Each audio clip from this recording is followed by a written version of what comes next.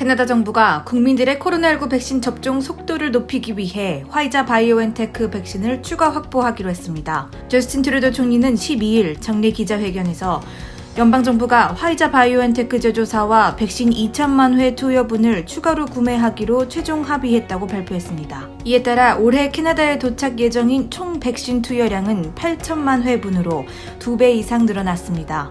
이는 백신 2회차분을 캐나다 전체 인구에게 접종하기에 충분한 양입니다. 트루도 총리는 올해 9월까지 백신을 원하는 모든 캐나다인들이 접종할 수 있는 안전 궤도에 올랐다며 이번 화이자 투여분은 오는 4월이나 5월에 도착할 것으로 기대한다고 말했고, 모더나와 화이자와의 기존 합의만으로도 올해 캐나다 전체 인구수보다 많은 4천만 명이 코로나19 백신 접종을 받을 수 있을 것이라며 정부는 계속해서 더 많은 백신을 확보할 수 있도록 노력할 것이라고 약속했습니다. 올해 캐나다에 공급될 코로나19 백신들 가운데 총 600만 회분이 오는 3월 말까지 전국에 배포될 예정이며, 이에 따라 총 300만 국민들이 집단 면역을 형성할 수 있을 것으로 보입니다. 연방정부는 4월에 일반인 예방접종을 시작할 계획이고, 오는 6월까지 인구의 40~50%에 해당하는 1,500에서 1,900만 국민들의 백신 접종을 완료할 방침이며, 6월부터 9월 사이에 2천만 명의 국민들에게 백신을 접종함으로써 국민의 70% 이상이 집단 면역을 획득할 수 있도록 할 전망입니다. 다음 뉴스입니다. 온타리오가 코로나19 확산을 막기 위해 결국 외출 금지령을 선포했습니다. 온타리오의 더그포드 수상은 현지 시간 12일 오후 기자회견에서 목요일인 오는 14일 오전 12시 1분을 기점으로 최소 다음 날 11일까지 28일에 걸쳐 주 전역에 외출 금지령을 발동하는 동시에 지난 1차 확산 이후 두 번째로 주 전체의 비상사태를 즉시 선언한다고 발표했습니다. 이번 외출 금지령으로 인해 온타리오에서는 식약품 등 필요한 물건을 사거나 의료시설을 갈 때, 또 운동을 하거나 필수 근로자의 출퇴근길을 제외하고는 모든 외출이 금지됩니다. 아울러 실외에서 진행되는 사적 모임 최대 인원을 5명으로 제한하며 비필수 업종 비즈니스는 늦어도 저녁 8시에는 문을 닫아야 합니다.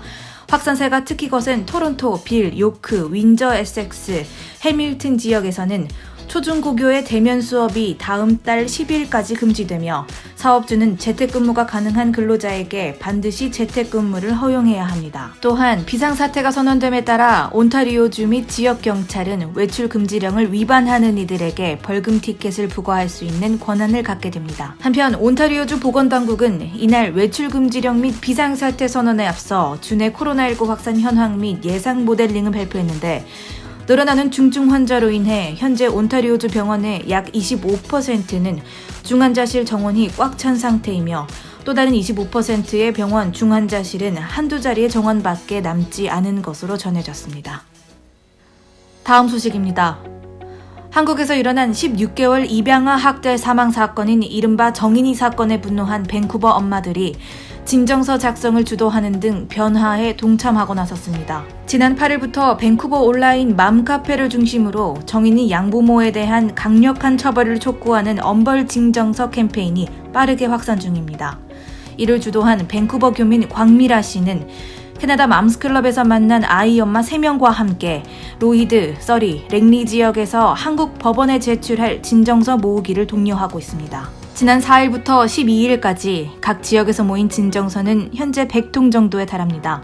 곽 씨는 정인이와 비슷한 나이의 딸을 둔 엄마로서 가만히 두고 볼 수가 없었다며, 해외에서도 정인이 사건에 대해 높은 관심을 갖고 있다는 사실을 알리고 싶다고 교민들의 참여를 촉구했습니다.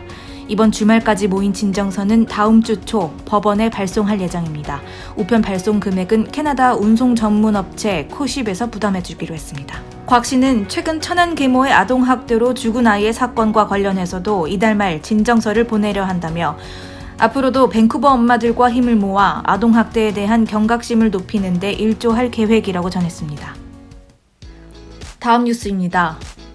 가정폭력 혐의로 조사를 받은 적이 있던 경찰이 이번엔 불법 약물 소지를 비롯한 추가 혐의로 기소됐습니다. 밴쿠버 경찰 VPD는 11일 성명을 통해 BPD 소속의 닐 로건 순경을 절도, 배임 및 불법 약물 혐의로 기소했다고 밝혔습니다. 로건 순경이 기소된 내용은 군무정에 있었던 각각 2건의 절도, 배임 혐의와 1건의 불법 약물 소지 혐의였으며 추가로 근무 시간 외에 각각 1건의 절도와 약물 소지 혐의였다고 BPD는 설명했습니다. 로건 순경은 이번 혐의가 드러나기 전부터 여러 문제를 일으킨 전력이 있던 인물로 알려졌는데 지난해에는 2017년 미국 여행 중 술에 취해 애인의 차량 창문을 깨고 폭행했다는 신고가 들어와 조사를 받았고 2016년에는 근무 도중 가정폭력 신고를 받고 출동해 집안으로 진입하는 과정에서 남성을 과도하게 진입해 논란이 되기도 했습니다. BPD의 로런스 랭킨 부서장은 조사로 인해 밝혀진 로건 순경의 행동에 대해 실망감을 감출 수가 없다며 로건 순경은 더 이상 BPD 소속의 경찰이 아니라고 덧붙였습니다. 또 경찰관들은 보다 더 높은 기준으로 그들의 행동에 대해 책임을 질 필요가 있다는 것을 명심해야 한다고 말했습니다.